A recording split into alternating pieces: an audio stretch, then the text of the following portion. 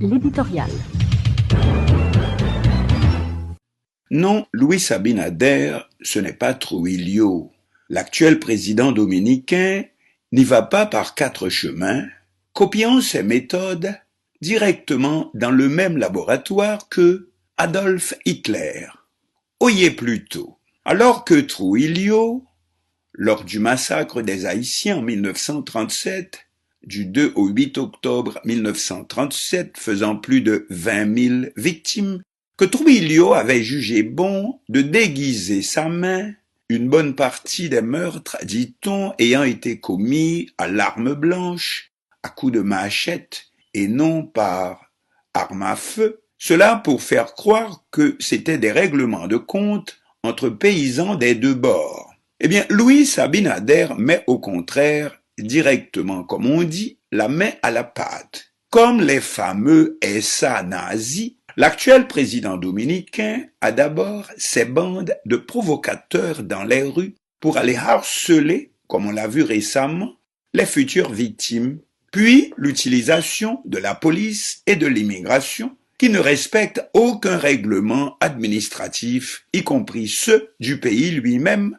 pour ramasser autant de victimes que possible et les conduire à la frontière. Ici, on retrouve les fameuses ratonnades de l'occupation nazie, où il s'agit de faire autant de victimes que possible, les parents séparés de leurs enfants, embarqués pêle-mêle dans les trains bondés, comme dans le poème d'Aragon, même les immigrants haïtiens réguliers qui sont obligés, dit-on, de se cacher cette semaine. Qu'est-ce que cela vous rappelle? Numéro 2, l'utilisation des lois, ainsi que de la Constitution, afin de bien montrer que ce n'est pas un événement passager, mais bien comme chez les nazis, la solution finale. Chez Hitler, ce sont les fameuses lois de Nuremberg. Chez Abinader, comme dénonce un groupe d'organisations des droits humains, il s'agit, nous citons, d'un décret 668-22 qui permet l'expulsion de milliers de personnes qui vivent dans les batailles sur des terres domaniales depuis des décennies. Nous citons, nous sommes confrontés à une campagne de déportation massive très dangereuse qui pourrait se transformer en une campagne de nettoyage ethnique si la société dominicaine ne fait pas preuve de réflexe démocratique et n'y met un frein, poursuit la note de ces organisations de défense des droits humains. Dès lors, la vérité éclate.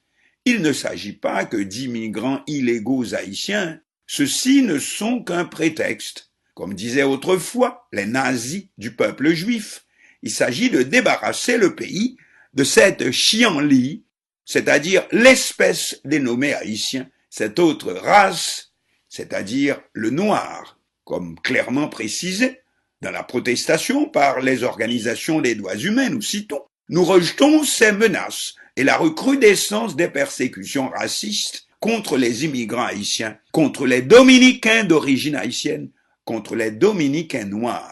Et plus loin, nous rappelons qu'environ 200 000 Dominicains d'origine haïtienne sont actuellement dénationalisés à la suite du jugement 168-13 et que des milliers d'Haïtiens qui ont vécu et travaillé pendant des décennies dans le pays n'ont pas de résidence légale en vertu d'une politique délibérée de non-régularisation migratoire appliquée par des gouvernements successifs. Et toujours selon ces organisations de défense des droits humains, Louis Abinader a aggravé la situation en publiant le décret 668-22 ce 11 novembre, dans lequel il allègue des raisons de sécurité nationale pour ordonner l'expulsion massive d'Haïtiens et de Dominicains d'origine haïtienne qui vivent depuis des décennies dans les batailles, dans des plantations de canne à sucre qui sont des terres domaniales.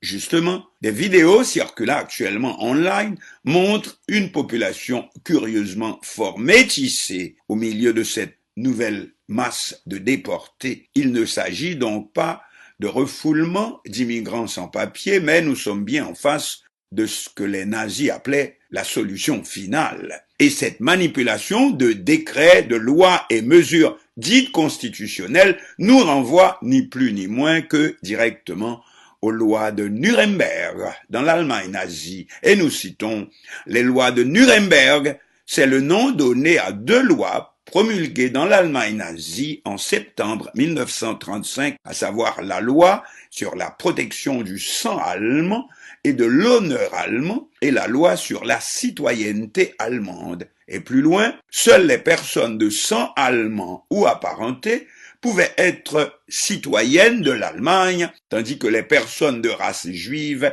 étaient déchues ipso facto de leur citoyenneté allemande. Fin de citation. Cependant, M. Abinader est apparemment encore plus pressé que les nazis pour mettre son système en application, comme on voit. En effet, une fois les refoulements massifs effectués, voici qu'une nouvelle disposition vient nous apprendre que les gens en question ne pourront plus obtenir un visa dominicain. Le chef de l'État dominicain vient en effet de signer un autre décret demandant aux missions diplomatiques de son pays de ne pas accorder de visa aux étrangers ayant violé les lois migratoires de la République dominicaine. Nous citons dans l'article 4 du décret 668-22, le président Luis Abinader demande au ministère des Affaires étrangères d'instruire les différents consulats de la République dominicaine dans les pays d'origine des migrants ayant violé les principes de ce texte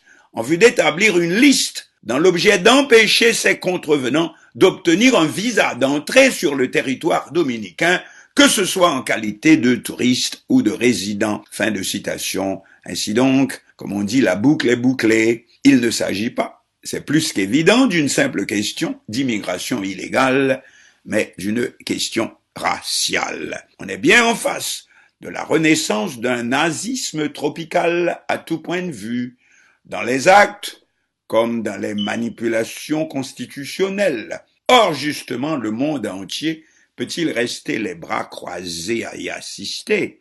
Jusqu'où ira M. Abinader, avec en outre le déploiement de ces casseurs qui, comme les SA dans l'Allemagne nazie, et sous l'appellation de Old Dominican Order, dominicains de l'ordre ancien, ont récemment interrompu par la force, le 12 octobre dernier, une cérémonie hommage à la reine Anacaona et à l'occasion de la célébration de la journée anticoloniale. Quant au gouvernement haïtien, pendant combien de temps restera-t-il impuissant quand le président du pays voisin ne tient aucun compte des conventions signées dans le domaine de la circulation des gens et des biens entre les deux républiques voisines? Évident que M. Abinader se comporte comme s'il n'y avait qu'une seule nation sur l'île d'Haïti.